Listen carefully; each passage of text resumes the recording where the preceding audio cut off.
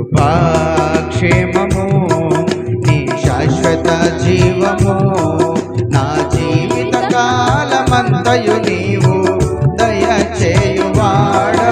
కృపాక్షేమము నీ శాశ్వత జీవము నా జీవిత కాలమంతయు నీవు దయచేయువాడవు. మహోన్నతమైన నీ ఉపకారములు తలంచుచు అనుక్షణము పరవశించనా నీ కృపలోనే పరవశించనా నీ కృపలోనే పరవశించనా. కృపాక్షేమము నీ శాశ్వత జీవము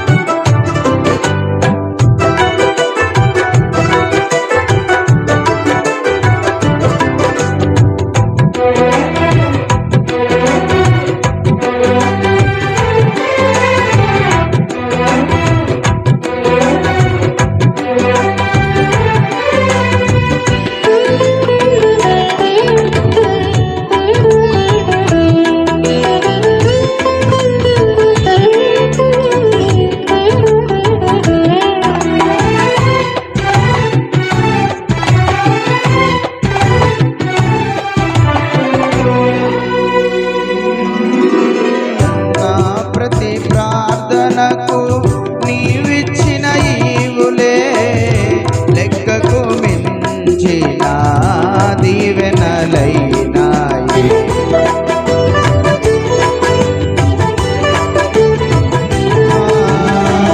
నా ప్రతి ప్రార్థనకు నీవిచ్చిన ఈవులే లెక్కకు మించిన దీవెనలైనాయి. అడుగులు తడబడక నడిపినది నీ దివ్యవాక్యమే. కడలిని మించిన విశ్వాసమునిచ్చి విజయము చేకూర్చెను. అడుగులు తడబడగా నడిపినది నీ దివ్యవాక్యమే. కడలిని మించిన విశ్వాసమునిచ్చి విజయము చేకూర్చెను. నీ వాక్యమే మకరందమై బలపరచెను నన్ను. నా యేసయ్యా స్తుతి పాత్రుడా ఆరాధన నీకే. నీ వాక్యమే మకరందమై బలపరచెను నన్ను. నా యేసయ్యా స్తుతి పాత్రుడా ఆరాధన నీకే ఆరాధన నీకే. కృపాక్షేమము నీ శాశ్వత జీవము నా జీవిత కాలమంతయు నీవు దయచేయువాడవు. మహోన్నతమైన నీ ఉపకారములు తలంచుచు అనుక్షణము పరవశించనా నీ కృపలోనే పరవశించనా నీ కృపలోనే పరవశించనా.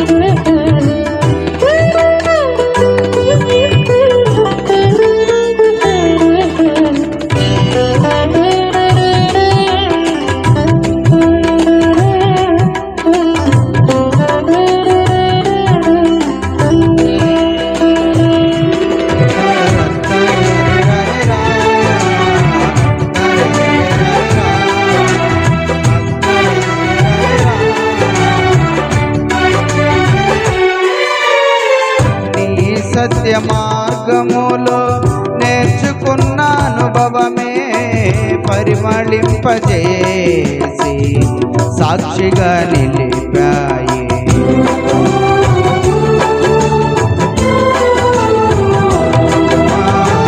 నీ సత్య మార్గములో నేర్చుకున్న అనుభవమే పరిమళింపజేసి సాక్షిగా నిలిపాయి. కలత చెందక నిలిపినది ఈ దివ్య దర్శనమే. గమ్యము చేరే శక్తితో నన్ను నింపి నూతన కృపనిచ్చెను. కలత చెందక నిలిపినది నీ దివ్య దర్శనమే. గమ్యము చేరే శక్తితో నన్ను నింపి నూతన కృపనిచ్చెను. ఆరాజుడా అభిషేకుడా ఆరాధన నీకే నా యేసయ్యా, స్తుతి పాత్రుడా ఆరాధన నీకే. ఆరాజుడా అభిషేకుడా ఆరాధన నీకే ప్రాణేశ్వర నా యేసయ్యా, ఆరాధన నీకే, ఆరాధన నీకే.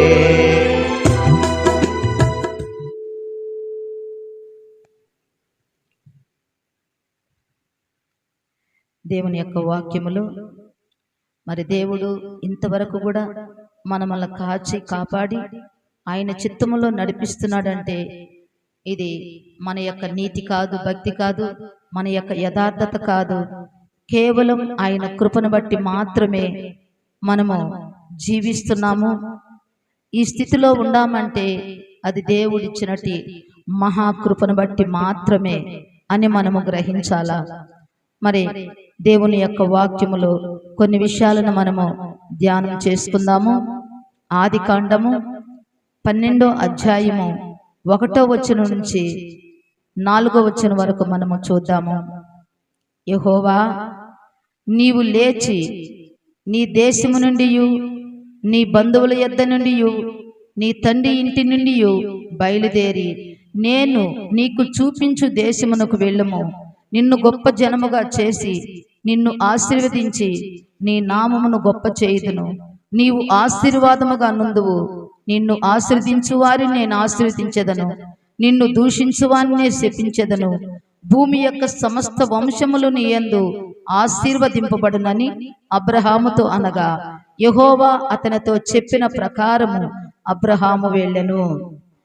తర్వాత 8వ వచనంలో మనం చూసినట్లయితే అక్కడి నుండి అతడు బయలుదేరి బేతేలునకు తూర్పునున్న కొండకు చేరి పడమటనున్న బేతేలునకును తూర్పునున్న హాయికిని మధ్యన గుడారం వేసి అక్కడ యెహోవా బలిపీఠం కట్టి యెహోవా నామమున ప్రార్థన చేసెను. దేవునికి స్తుతి కలుగును గాక.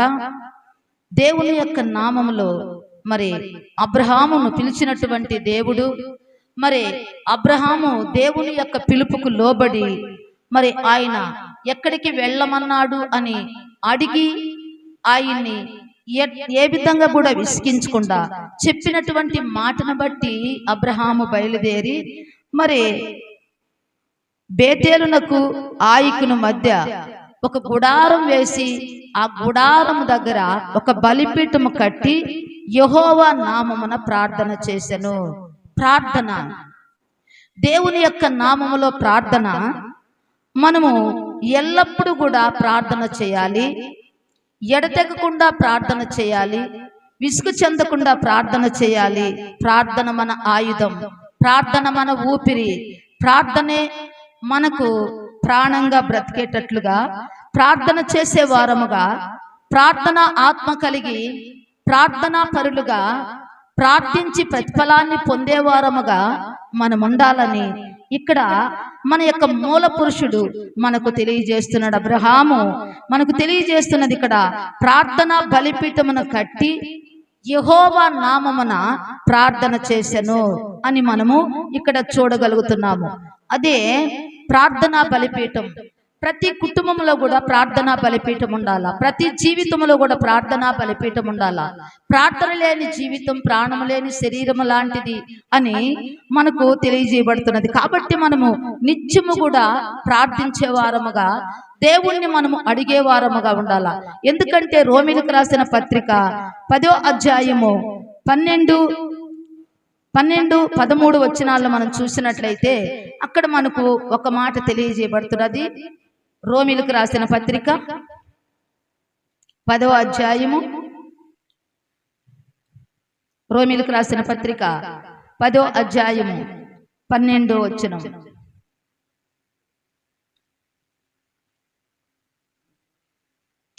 యూదుడని గ్రీస్ దేశస్థుడని భేదము లేదు, ఒక్క ప్రభువే అందరికీ ప్రభువై ఉండి తనకు ప్రార్థన చేయి వారందరి ఎడల కృప చూపుటకు ఐశ్వర్యవంతుడై ఉన్నాడు. ఎందుకనగా ప్రభువు నామమును బట్టి ప్రార్థన చేయువాడెవడో వాడు రక్షింపబడును.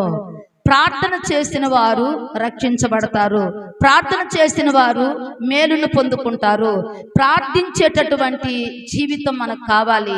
ప్రార్థించేటటువంటి అనుభవం మనకు కావాలి. ప్రార్థన లేనటువంటి జీవితాలు ఏది కూడా పొందుకునేదానికి మనకు అవకాశం ఉండదు. కాబట్టి ప్రతి నిత్యము కూడా మనం ప్రార్థన చేయాలి. ప్రతి విషయాన్ని బట్టి ప్రార్థన చేయాలి. ప్రతి విషయాన్ని దేవుని యొక్క పాదముల దగ్గర పెట్టి దేవుణ్ణి అడిగినప్పుడు దేవుని యొక్క నామములో మన ప్రతి అవసరాన్ని తీర్చేటటువంటి దేవుడు మన దేవుడు. ఎందుకంటే యోహాను సువార్త 14:14లో చెప్తున్నాడు, నా నామమును మీరు ఏదడిగినా కూడా దాన్ని నేను మీకు ఇస్తాను అని చెప్తున్నటువంటి దేవుడు. మరి దేవుడు చెప్పినటువంటి మాట మనము నమ్మాలి. నమ్మికతో దేవునికి మనం ప్రార్థన చేయాలి. నమ్మికతో దేవుణ్ణి మనం అడగాలి. మనం ఏ అవసరతలో ఉన్నామో, ఏ అక్కరలో ఉన్నామో, ఏ స్థితిలో ఉన్నామో, ఏ పరిస్థితిలో ఉన్నామో, ఏ ఇబ్బందిలో ఉన్నామో, ఏ ఇరుకులో ఉన్నామో, మరి ఏ స్థితిలోనైనా కూడా దేవుని యొక్క నామములో మనం ప్రార్థన చేసి అడిగినప్పుడు దేవుడు మనకు సహాయం చేస్తాడు. ప్రార్థనా బలిపీఠము మన కుటుంబంలో ఉండాలి. ప్రార్థనా బలిపీఠం మన జీవితంలో ఉండాలి. ప్రార్థన లేని కుటుంబాలుగా మనం ఉండకూడదు. ప్రార్థన లేని జీవితాలుగా మనం ఉండకూడదు. ప్రార్థించేటటువంటి బిడ్డలుగా మనం ఉండాలా. దేవుణ్ణి అడిగేటటువంటి బిడ్డలుగా మనం ఉండాలా.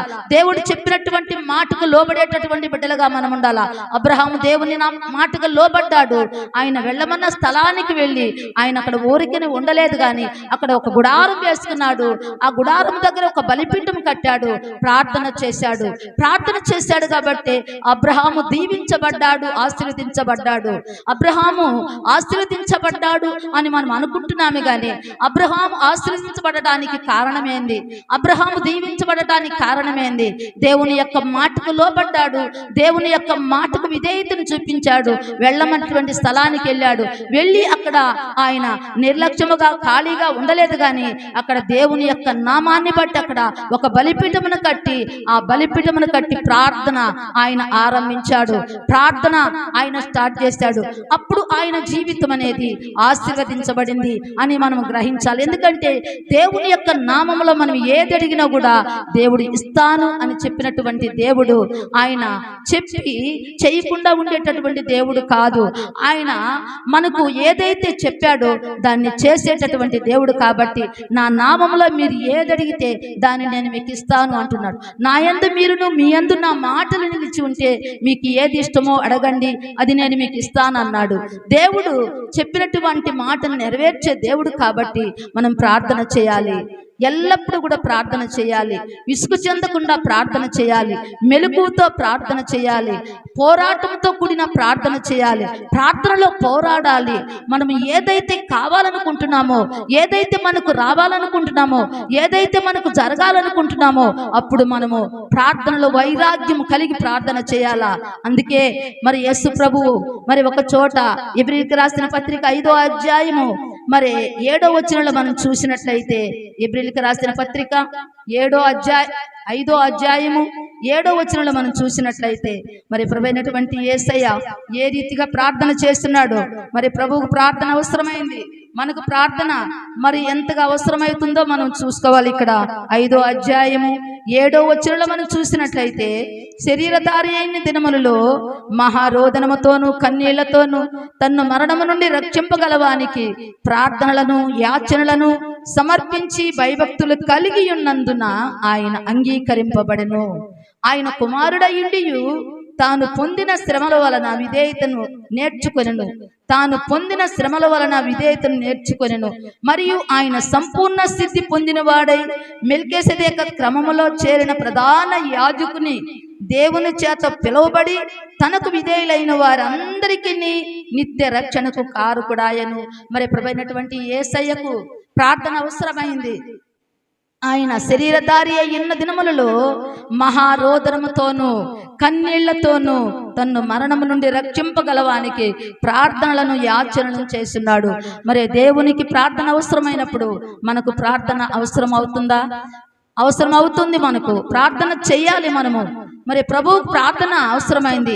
ప్రతి విషయంలో కూడా మరి ప్రభు ప్రార్థన చేసినట్లుగా మనం చూస్తున్నాము.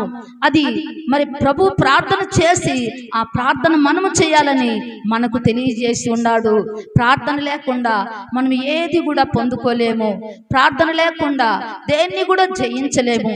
కన్నీటితో ప్రార్థించాలి, ఉపవాసంతో ప్రార్థించాలి, మెలకువతో ప్రార్థించాలి, విసుగు చెందకుండా ప్రార్థించాలి, పశ్చాత్తాపం కలిగి ప్రార్థించాలి. ప్రతి విషయంని కూడా కృతజ్ఞతాపూర్వకంగా దేవునికి తెలియజేయాలి. అదే ఫిలిప్పీయులకు రాసిన పత్రికలో మనం చూసినట్లయితే 4 ఫిలిప్పీయులకు రాసిన పత్రిక 4:6 వచనంలో మనం చూసినట్లయితే, దేనిని గూర్చి చింతపడకుడి గాని ప్రతి విషయములోను ప్రార్థన విజ్ఞాపముల చేత కృతజ్ఞతాపూర్వకంగా మీ విన్నపములు దేవునికి తెలియజేయండి.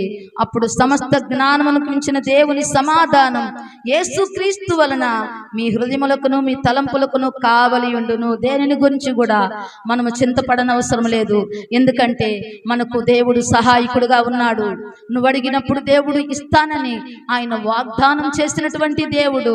మనం అడిగినప్పుడు ఆయన ఇచ్చేటటువంటి దేవుడుగా ఉన్నాడు. దేనిని గురించి చింతపడద్దు. నువ్వు ఏ స్థితిలో ఉన్నా, ఏ పరిస్థితుల్లో ఉన్నా, ఏ ఇబ్బందుల్లో ఉన్నా, ఏ వ్యతల్లో ఉన్నా, ఏ యొక్క వ్యాధిలో ఉన్నా కూడా కన్నీటితో దేవుణ్ణి అడుగు. మరి విసుగు చెందకుండా దేవుణ్ణి అడుగు, ప్రార్థించు. ప్రభువా నాకు సహాయం చెయ్యి అని ఒక చిన్న మాట దేవుని యొక్క సముఖములో మరి దేవునికి తెలియజేసినప్పుడు దేవుడు సహాయం చేస్తాడు. మన హృదయపూర్వకంగా దేవునికి మొరపెట్టుకున్నప్పుడు, మనస్ఫూర్తిగా దేవునికి ప్రార్థన చేసినప్పుడు, యథార్థముగా దేవుణ్ణి అడిగినప్పుడు దేవుడు ఇవ్వకుండా పోయే దేవుడు కాదు. ఆయన మనకు సహాయం చేసేటటువంటి దేవుడుగా మనకు ఆయన ఉన్నాడు. కాబట్టి మన ధైర్యము, మన బలము, మన అతిశయము మన దేవుడైనటువంటి యేసుక్రీస్తు ప్రభువులు వారు. కాబట్టి మరి ప్రభువు ప్రార్థన అవసరమై ఉన్నది, మనకు కూడా ప్రార్థన అవసరమై ఉన్నది. కాబట్టి మనం ప్రార్థన చేసే వారముగా ఉండాలా. మనము మన యొక్క గృహములో ప్రార్థనా బలిపీఠములను కట్టుకునే వారముగా ఉండాలా.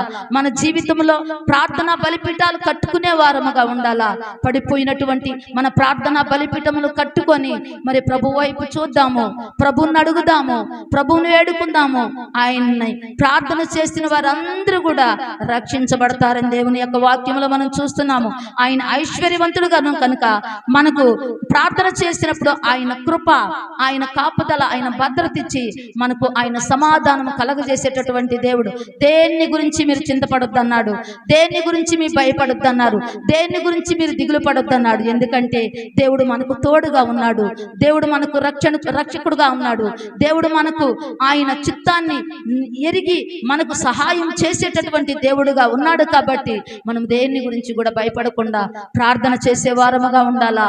ప్రార్థన బలిపీఠాలను మనం కట్టుకునే వారముగా ఉండాలా.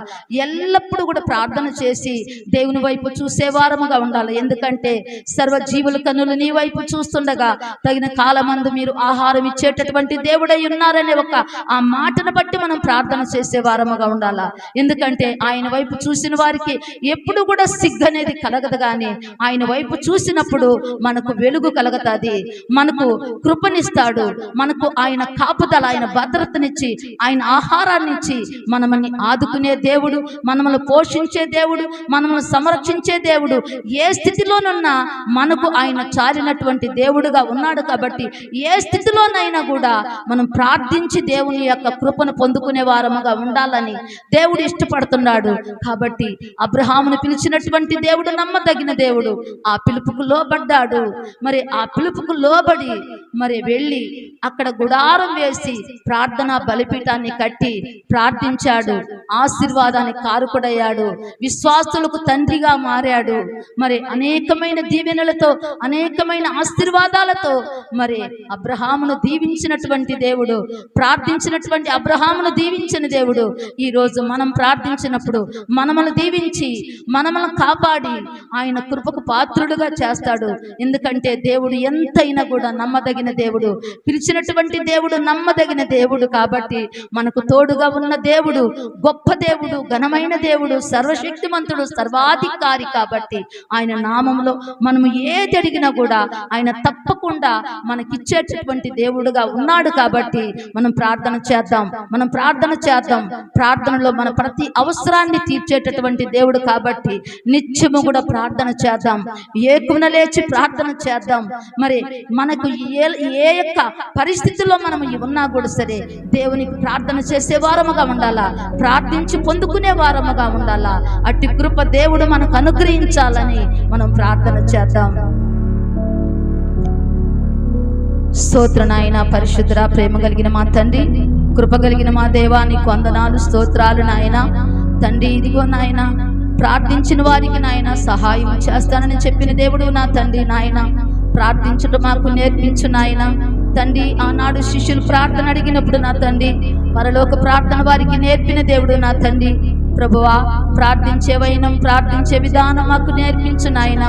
ఏ రీతిగా ప్రార్థించిన ఆయన మేము పొందుకోవాలో మాకు సహాయముగా నాయన, మాకన్నిటిని కూడా నాయన మీరు మాకు బోధించి నేర్పించిన ఆయన మమ్మల్ని నడిపించు తండ్రి. నీకు స్తోత్రం నాయన. అయ్యా, నీవు లేకపోతే మేము ఏది చేయలేము నా తండ్రి. నీ కృప లేకపోతే నాయన మేము అసలు బ్రతుకులేము నా దేవా. నీకు వందనాలు, స్తోత్రాలు నాయన.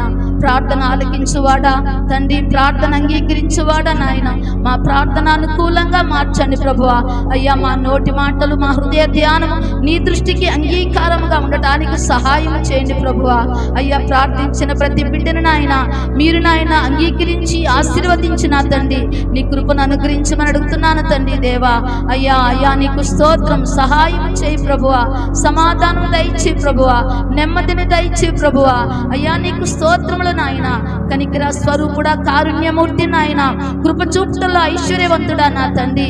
అయ్యా నాయన, నీ నామములో ప్రార్థన చేసిన వారందరూ కూడా రక్షణ పొందుకున్నారని నాయన, రక్షించబడతారని నాయన. నువ్వు చెప్పిన విధానాన్ని బట్టి నా తండ్రి నీ నామములో ప్రార్థిస్తున్నాం నాయన. మాకు సహాయమును, సమాధానమును దయచేసి మీ నామాన్ని మహింపరచుకొని కనపరచుకోమని మీకే స్తుతి స్తోత్రాలు చెల్లించుకుంటూ ప్రభువైనటువంటి యేసుక్రీస్తు నామములో వేడుకొని ప్రార్థిస్తున్నాము తండ్రి. ఆమేన్.